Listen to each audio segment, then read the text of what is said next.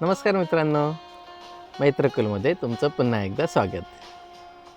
मागच्या व्हिडिओमध्ये आपण पाहिलं प्रेम आणि आकर्षण यात फरक काय आहे. फरक आपण समजून घेतला, पण त्याच्या पुढच्या टप्प्यावर आता नक्की मला समोरच्या व्यक्तीबद्दल ज्या काही भावना माझ्या मनात आहेत, जे काही वाटतंय किंवा आमचं जे काही नातं आहे त्याला प्रेम म्हणायचं की आकर्षण म्हणायचं, नेमकी ओळखायचं कसं, किंवा आकर्षणातून प्रेमाकडे जाताना नेमकी काळजी काय घ्यायची, किंवा आता नेमकं मी समोरच्याला प्रपोज कधी करावं, म्हणजे काय काय मी गोष्टी पाहाव्यात की जेणेकरून माझा आकर्षणाचा टप्पा संपून मी प्रेमाच्या टप्प्यात आले असं मला कळेल. ह्या प्रेमाच्या काही टेस्ट असतात का, हे आपण आज बघणार आहोत. तर येस, आपण छोट्या काही यासाठीच्या साध्या सोप्या टेस्ट आपण याच्यामध्ये घेतलेल्या आहेत, पाहिलेल्या आहेत. बघूयात एक एक करत. एकतर सगळ्यात पहिलं छोटासा आपण रिकॅप घेऊयात मागच्या व्हिडिओचा. आकर्षण आणि प्रेमातला फरक काय. आकर्षण आपण पाहिलं की जे चटकन येतं आणि चटकन जातं त्याला आपण आकर्षण म्हणतो. वरवर एखाद्या पैलूवर, समोरच्या व्यक्तीच्या एखाद्या गुणावर, स्वभावावर, एखाद्या स्टाईलवर, एखाद्या वेळच्या तिच्या वागण्यावर आपण भाळून किंवा आकर्षित होऊन आपल्याला त्याच्याबद्दलच्या ज्या फिलिंग्ज येतात त्याला आकर्षण म्हणतात. आकर्षणामध्ये फार खोलवरचा विचार नसतो, सारासार विचार केलेला नसतो, फक्त पहिल्या नजरेत वरवरचं शारीरिक सौंदर्य किंवा एखाद्या पैलूवर भावून आपण तो विचार केलेला असतो. गुणदोष एकमेकांचे पाहिलेले नसतात आणि फार भविष्याचा सुद्धा विचार झालेला नसतो. प्रेमामध्ये मात्र प्रेम हे हळूवार होतं, त्यासाठी वेळ द्यावा लागतो, ते प्रेम व्हायलासुद्धा वेळ लागतो, ते विचारपूर्वक केलं जातं आणि शिवाय ते दीर्घकाळ टिकतं. त्याच्यामध्ये दोन्ही व्यक्तीने एकमेकांचे गुणदोष पाहिले असतात, एकमेकांना बऱ्यापैकी त्यांनी वेळ दिलेला असतो आणि त्याच्यामुळे एकमेकांविषयी बऱ्यापैकी ओळख झालेली असते, बऱ्यापैकी माहिती घेतलेली असते, भविष्याचा विचार केलेला असतो आणि सगळ्या गोष्टींचा विचार करून, सारासार सगळ्या गोष्टींबद्दल विचार करून मग जो काही निर्णय घेतला जातो त्याला प्रेम म्हटलं जातं.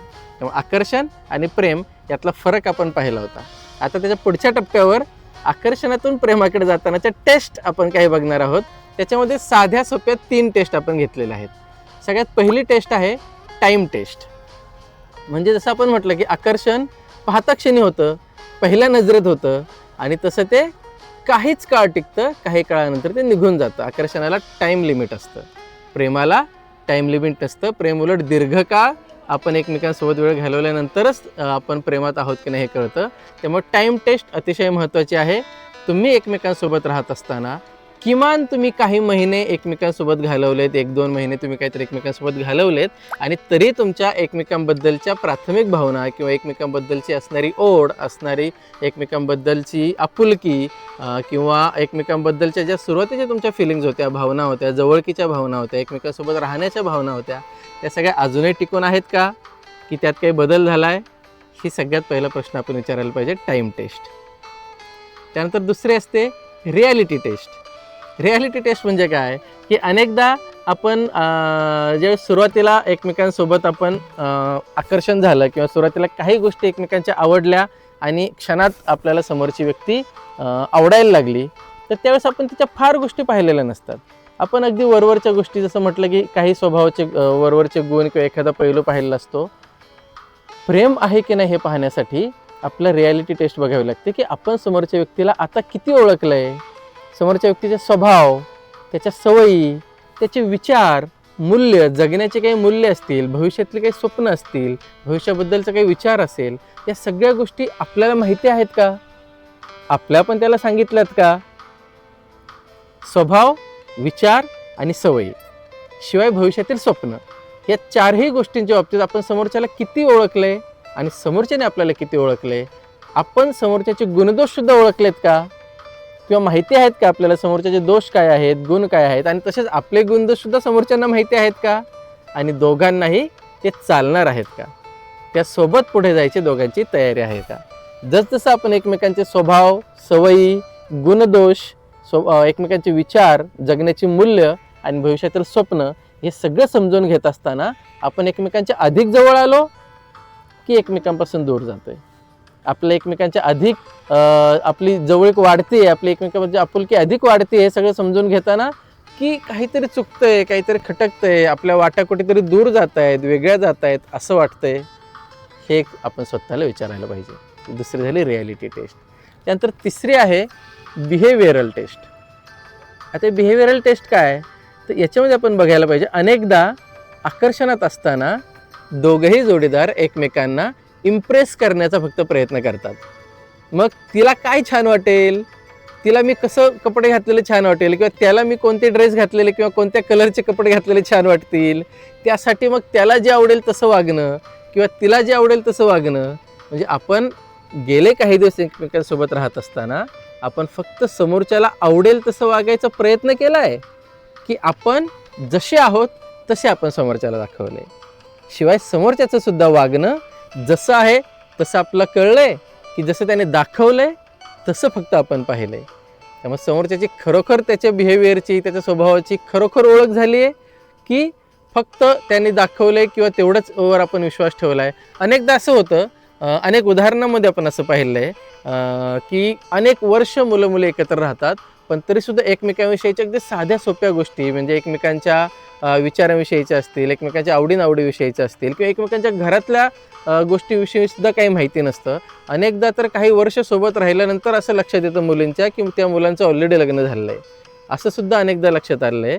त्यामुळं आपण एकमेकांची खरंच ज्या काही गोष्टी आहेत सांगितलेल्या किंवा समजलेल्या त्या पडताळून पाहिल्यात का, एकमेकांच्या वास्तवाची जाणून करून घेतलेली आहे का, एकमेकांच्या घरच्यांची ओळख करून घेतली का, कोणत्या परिस्थितीत समोरची व्यक्ती राहते ते समजून घेतलं आहे का, आपली घरची सगळी परिस्थिती समोरच्याला समजावून सांगितली का, दोघांच्या घरचं वातावरण काय आहे, त्यांच्या घरचे विचार काय आहेत, आपल्या दोघांच्या भविष्यासंदर्भात घरच्यांकडून काही अडचणी येऊ शकतात का, किंवा आजूबाजूच्या समाजाकडून काही अडचणी येऊ शकतात का, या सगळ्या बाबतीत आपण विचार केला आहे का, हे सुद्धा बघायला पाहिजे. या 3 टेस्ट करून पाहिल्यानंतर मग आपण आपल्या नात्याला प्रेमाचं नाव द्यायचं आहे की नाही हा विचार केला पाहिजे, किंवा समोरच्याला आता प्रपोज करायचं आहे की नाही हे ठरवलं पाहिजे. हे झालं काय करावं, काय करू नये, किंवा कोणत्या परिस्थितीत किमान प्रपोज करू नये किंवा प्रेमाचं नाव द्यायची घाई करू नये, हे सुद्धा या ठिकाणी बघणं खूप महत्त्वाचं आहे.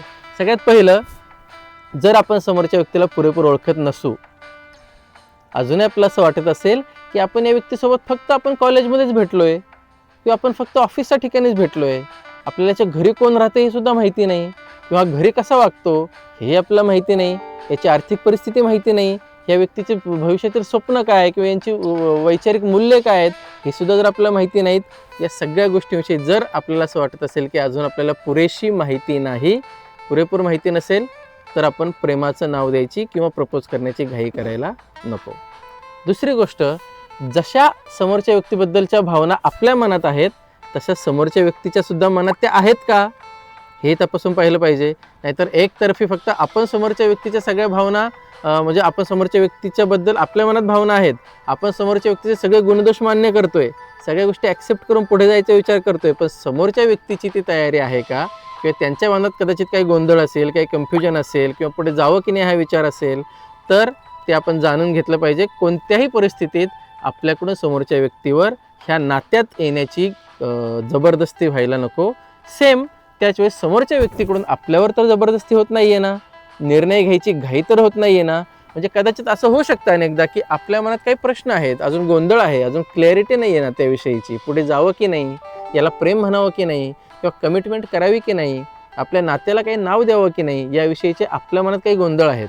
पण समोरच्या व्यक्तीची मात्र घाई सुरू आहे, आणि त्यांचं आपण एवढे दिवस सोबत राहिलो आहे, अजूनही तुला विश्वास नाही का, अजूनही तुझं माझ्यावर प्रेम नाही का, अजूनही तुला खात्री नाही का, अशा पद्धतीचं काही समोरच्या व्यक्तीकडून पण होत असेल तर या दबावाला सुद्धा बळी पडून आपल्या प्रेमाला किंवा आपल्या नात्याला नाव द्यायची घाई करता कामा नये, किंवा ते प्रपोज फक्त कोणत्या दबावाला बळी पडून स्वीकारता कामा नये.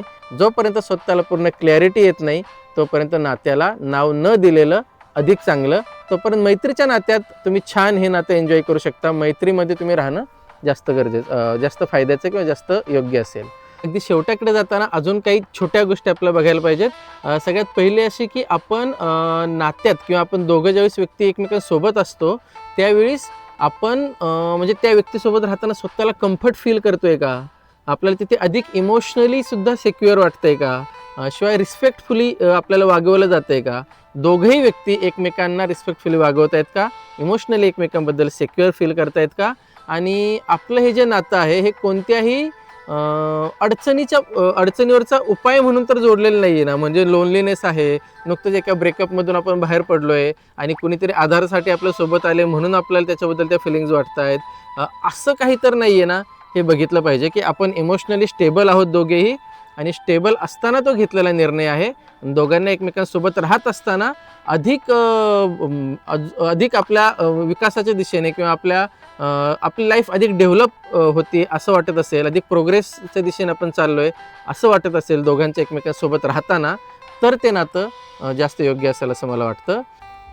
येस, तर या 3 टेस्ट आपण पाहिल्या, ज्या तुमच्या नात्याला प्रेमाचं नाव देण्याआधी किंवा प्रपोज करण्याआधी किंवा आकर्षण आहे की प्रेम आहे हे तुम्हाला समजत नसेल तर ते चेक करण्यासाठी या 3 टेस्ट आपण करून पाहायला पाहिजेत. सगळ्यात पहिली टाईम टेस्ट, मग रिॲलिटी टेस्ट आणि त्यानंतर बिहेवियरल चेकलिस्ट. या 3 टेस्ट पाहिल्यानंतर मग आपल्याला आपल्या नात्याला नाव द्यायचं की नाही ठरवता येतं.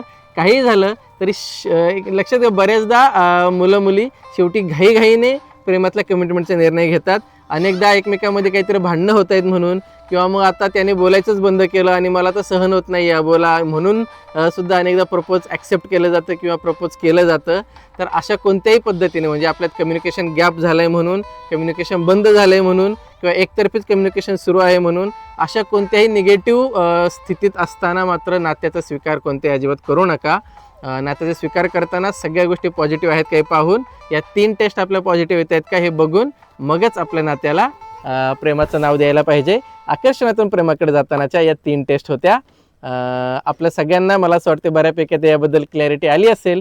तरीही काही मुद्दे जर तुम्हाला असं अजून वाटत असेल की आम्हाला या गोष्टी अजून काही समजून घ्यायच्यात किंवा अधिक कोणत्या मुद्द्यावरती अजून तुम्हाला माहिती हवी आहे, तर याविषयी नक्की कमेंट बॉक्समध्ये किंवा आम्हाला पर्सनली कळवा.